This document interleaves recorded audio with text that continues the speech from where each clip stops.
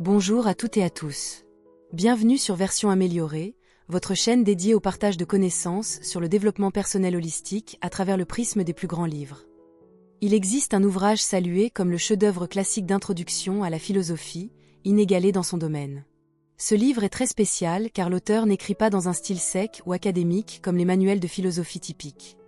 Au lieu de cela, il intègre des connaissances philosophiques profondes dans un roman captivant, le rendant accessible, attachant et beaucoup plus facile à comprendre pour les personnes de tous âges.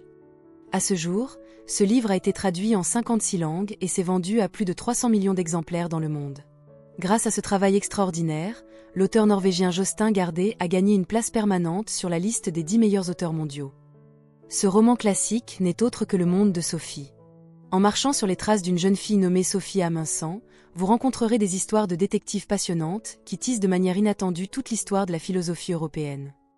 Dès le début de l'histoire, Sophie, 14 ans, reçoit une mystérieuse lettre anonyme en rentrant de l'école. Lorsqu'elle l'ouvre, elle ne voit que 3 mots à l'intérieur. « Qui es-tu » Sophie s'exclame « Je suis qui je suis », mais elle sent vite que cette réponse est loin d'être suffisante. Juste au moment où les choses deviennent de plus en plus floues, des lettres anonymes continuent d'arriver les jours suivants, ramenant Sophie dans le temps, au berceau de la civilisation, en Grèce antique. La petite fille cherche son explication de l'existence à travers la lentille de la philosophie. À partir de là, de grands penseurs émergent les uns après les autres, comme des étoiles brillantes dans un ciel de minuit. Ils illuminent le chemin pour des générations de personnes. Nous discuterons de la fin surprenante de ce roman plus tard, mais il y a une citation profondément émouvante à la conclusion que je veux vous révéler à l'avance. Quand nous regardons le ciel, nous cherchons en réalité un chemin de retour vers nous-mêmes. C'est précisément le sens de notre voyage en philosophie. Maintenant, rejoignez-nous pour la présentation d'aujourd'hui proposée par Version améliorée, intitulée « Se redécouvrir par la philosophie via le roman classique Le monde de Sophie ». Le chemin vers soi commence par la connaissance de soi. Le chemin du retour vers soi commence par l'acte de se connaître véritablement. Pour revenir au début de notre histoire, Sophie rentre de l'école et reçoit une lettre mystérieuse sans nom d'expéditeur ni timbre. À l'intérieur, il n'y a qu'un morceau de papier posant cette question hantante « Qui es-tu » Sophie devient de plus en plus curieuse de savoir qui les envoie. Au cours des jours suivants, ces lettres commencent à lui enseigner systématiquement la philosophie, et l'expéditeur finit par s'identifier comme un homme nommé Alberto Knox. Plus étrange encore, Sophie trouve une carte postale dans son jardin qui dit « Chère petite fripouille, tu as eu 15 ans. Joyeux anniversaire, mon enfant. Ton père espère que tu comprendras qu'il veut te donner un cadeau qui t'aidera à grandir. Pardonne-moi, mon enfant. Papa. » N'oublie pas de demander à Sophie de te transmettre cette carte car c'est plus pratique que de signer « Papa, je t'aimerai toujours ». Que se passe-t-il exactement ici ? Sophie est extrêmement confuse car elle n'a absolument aucune idée de qui est cette fille nommée Hilde. Sophie est d'abord confrontée aux 3 questions qui changeront tout son monde. Qui es-tu ? D'où vient le monde ? Quel est le sens de la vie ? Ensuite, Sophie découvre la célèbre inscription gravée à la porte du temple d'Apollon à Delphes, « Connais-toi toi-même ». C'est une citation célèbre associée à Socrate, le fondateur de la philosophie occidentale, et c'était son principe de vie. Socrate affirmait qu'il était guidé par une voix divine en lui-même. En même temps, sa conscience lui conseillait ce qui était juste. Il croyait que savoir ce qui est bien mène inévitablement à faire le bien. Cela signifie que la capacité de distinguer le vrai du faux et de choisir des actions appropriées réside dans une perception correcte. Cette conscience appartient à votre voix intérieure, pas à quelque chose d'extérieur. Ainsi, chez Version améliorée, nous pensons que lorsque la société vous dit constamment ce que vous devriez ou ne devriez pas faire, il ne faut pas se précipiter pour suivre la foule. Au lieu de cela, faites une pause, calmez-vous et regardez au plus profond de vous-même. C'est là que vous trouverez le maître dont Socrate parlait toujours. Ce n'est pas un sauveur extérieur, mais l'intellect supérieur et la boussole morale déjà présents en vous. Cette voix intérieure pourrait vous aider à vous découvrir et à savoir vraiment qui vous êtes. Tout au long de sa vie, Socrate a voyagé partout, non pas pour enseigner une doctrine fixe, mais simplement pour inspirer chaque personne à se remettre en question. Socrate disait « Tout ce que je sais, c'est que je ne sais rien ». Même condamné à mort, il a choisi la fin avec calme et dignité. Il restait insensible aux louanges et ne cherchait pas la validation des autres. Socrate restait fidèle uniquement à la vérité qu'il reconnaissait dans son propre cœur. Il croyait que la valeur de la vie d'une personne ne réside pas dans le fait de plaire aux autres, mais d'être fidèle à soi-même. Comme nous le disons souvent, ne passez pas une seule minute à vous soucier des goûts et des dégoûts des autres. Être trop dépendant du jugement d'autrui rend votre moi véritable de plus en plus flou. Contempler la mort pour mieux vivre. Le chemin du retour vers soi implique également de contempler la réalité de la mort. Un jour, Sophie remarque que les lettres sont humides et que la boîte est percée de petits trous. Curieuse, elle suit la piste et découvre que le facteur est en réalité un chien nommé Hermès. Un autre jour, après l'école, Sophie décide de suivre Hermès. Elle traverse la forêt jusqu'à un petit lac où elle trouve une maison rouge. Rassemblant tout son courage, Sophie monte dans une barque et se dirige vers la maison. La porte n'est pas verrouillée. Elle réalise rapidement qu'il y a des signes d'habitation, y compris des enveloppes adressées à elle-même. À l'intérieur de la pièce se trouve un miroir étrange. Quand Sophie se regarde dedans, quelque chose de terrifiant se produit. Elle voit clairement la fille dans le miroir cligner des deux yeux, alors que Sophie elle-même n'en a cligné qu'un. Elle est absolument terrifiée. En fait, ce miroir est une métaphore de la théorie des formes de Platon. Cette théorie philosophique postule que deux mondes existent simultanément. L'un est le monde apparent, le monde visible que nous percevons par nos sens, imparfait et changeant. L'autre est le monde des formes, ou monde des idées, un monde abstrait, immuable et parfait, saisi par la raison. La fille dans le miroir était comme dans un monde parallèle, disant à Sophie « Je te vois, je suis ici, et je t'observe de l'autre côté ». Peu après, Sophie découvre un portefeuille contenant une photo d'une fille blonde nommée Hilde. Sophie pense « Alors c'est elle, Hilde ». Sophie s'enfuit en se sentant coupable d'être entrée chez Alberto. Alberto ne se fâche pas, mais il déménage. Pendant ce temps, l'enseignement continue. Sophie comprend progressivement la philosophie médiévale et de la Renaissance. C'étaient des tournants cruciaux. Au Moyen Âge, la lumière de la raison était obscurcie par la théologie. Dieu était suprême. Mais la Renaissance a tout ramené au centre, plaçant l'humanité au cœur de l'univers, donnant naissance à l'humanisme. Des œuvres comme Don Quichotte, les pièces de Shakespeare et la Divine Comédie de Dante sont des chefs-d'œuvre de cette période. Immédiatement après, la libération de l'humanité a mené à la Réforme et a ouvert la voie aux sciences naturelles avec Galilée et Newton. Après cette période brillante, l'Europe est entrée dans l'ère baroque. Le mot désignait à l'origine des perles de forme irrégulière. C'est la caractéristique de l'art baroque, contraste fort, théâtralité et décoration lourde. Avez-vous remarqué que les peintures baroques, bien que luxueuses, dépeignent souvent un crâne dans un coin? C'était inspiré par la philosophie du memento mori. La vie et la mort sont les deux faces d'une même pièce. Durant cette période, deux aphorismes latins étaient populaires, cueille le jour, carpe diem, et souviens-toi que tu vas mourir. Ce n'est que lorsque vous êtes profondément conscient de la mort que vous pouvez vraiment goûter à la vie. Sophie commence à réfléchir à sa propre vie. Elle comprend soudain le sens des lettres. La vie est intrinsèquement triste et sérieuse. Nous venons dans ce monde magnifique, nous nous rencontrons, nous cheminons ensemble un court instant, puis nous disparaissons aussi soudainement que nous sommes apparus. La vie est éphémère. Pourtant, beaucoup de gens s'accrochent aux gains et pertes mesquins, souffrant sans fin. Nous, chez Version Améliorée, devons réaliser que c'est seulement en comprenant que nous allons tous mourir que nous pouvons trouver la paix dans le moment présent. Cette conscience nous aide à profiter pleinement des cadeaux du destin. L'équilibre du corps et de l'esprit. Le chemin de l'autodécouverte nécessite également d'équilibrer la santé, le corps et l'esprit. À l'époque baroque, deux écoles de pensée opposées existaient, l'idéalisme et le matérialisme. L'idéalisme postule que la vie possède une qualité noble et spirituelle. À l'inverse, le matérialisme croit que tout provient de la matière physique. Dans ce choc d'idées, la valeur de la nature et de l'individu a été réévaluée. Sophie se souvient de sa grand-mère qui avait travaillé dur toute sa vie, négligeant sa santé jusqu'à tomber gravement malade. C'est l'image de beaucoup de gens aujourd'hui. Emportés dans une roue qui tourne sans fin, ils ne se réveillent que lorsque leur corps envoie des signaux d'alarme. Historiquement, Alexandre le Grand, face à la mort, a laissé 3 vœux.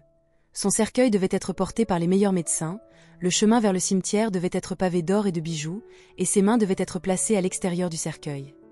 Il voulait montrer que même le meilleur médecin est impuissant face à la mort, et qu'une vie passée a accumulé des richesses et vaines. Nous venons au monde les mains vides, et nous en repartons les mains vides. Échanger une santé limitée contre des désirs sans fin est la plus grande illusion humaine. La philosophie occidentale a affirmé que la santé réside dans l'équilibre. Le meilleur moyen de restaurer l'équilibre commence par la modération.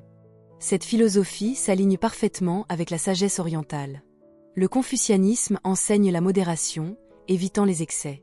Le concept taoïste du wu wei, non agir, représente le sommet de l'équilibre entre l'homme et l'univers.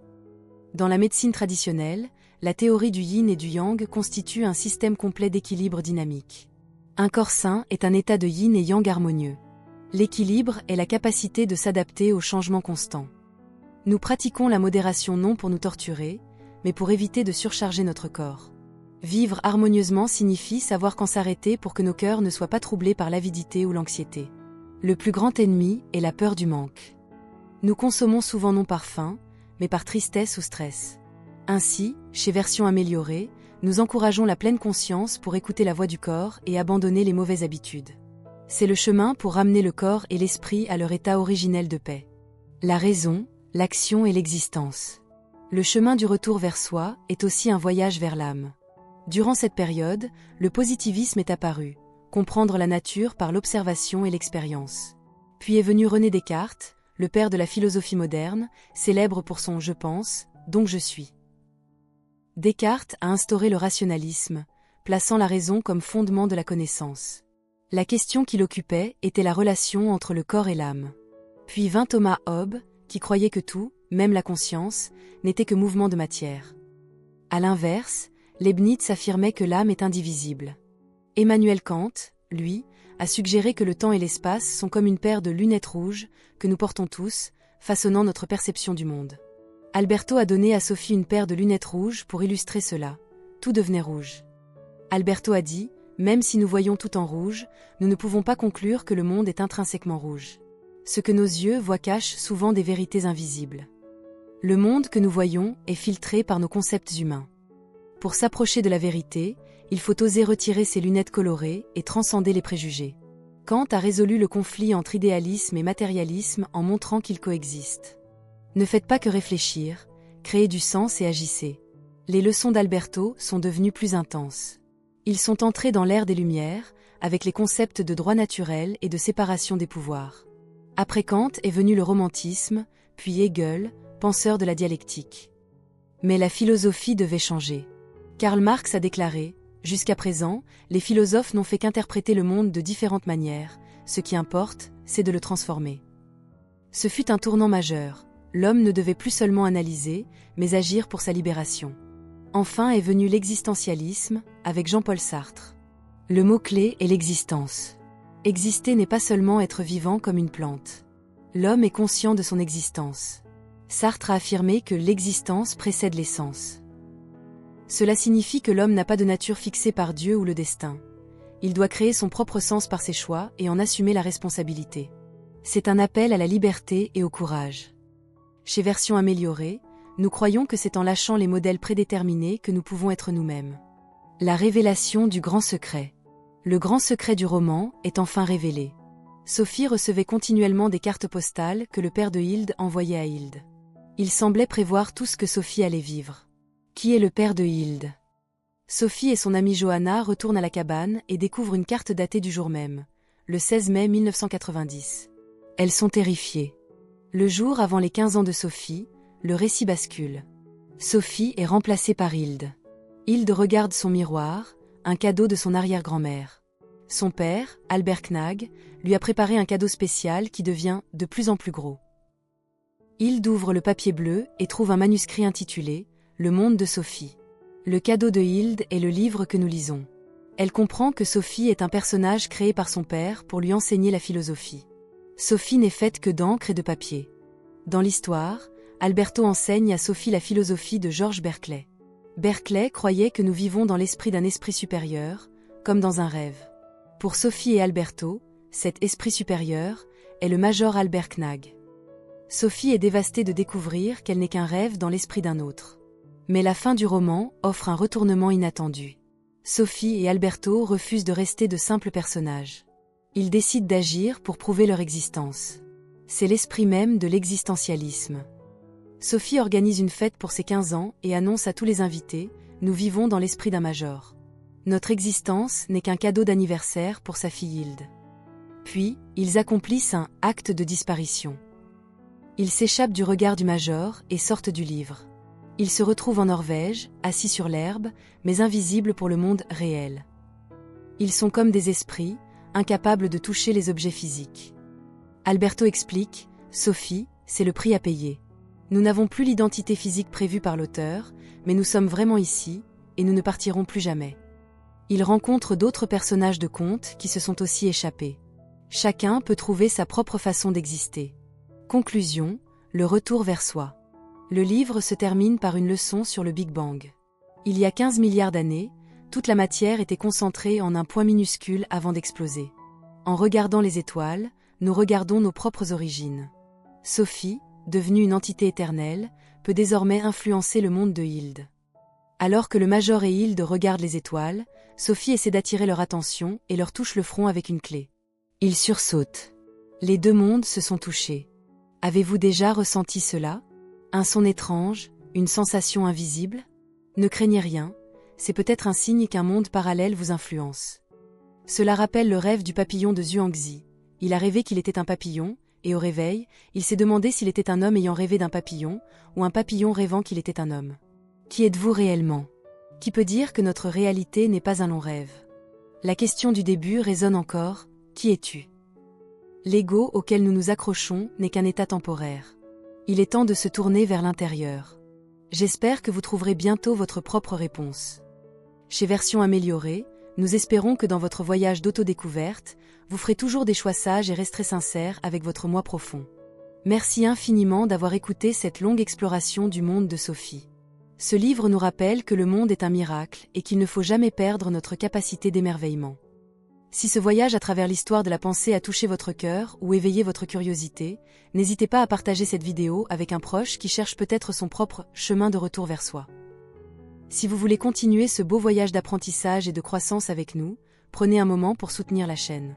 Cliquez sur le bouton « J'aime » si vous avez apprécié cette présentation. Cela nous aide énormément à atteindre d'autres esprits curieux comme le vôtre. Surtout, abonnez-vous et activez toutes les notifications en cliquant sur l'icône de la cloche. En rejoignant la communauté Version Améliorée, vous vous engagez sur une voie d'amélioration continue et de réflexion profonde.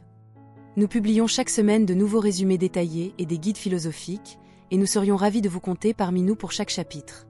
Merci encore pour votre temps, votre attention et votre soutien. Continuez à questionner, continuez à chercher, et rappelez-vous que vous êtes l'auteur de votre propre histoire. On se retrouve dans la prochaine vidéo de Version Améliorée. À bientôt.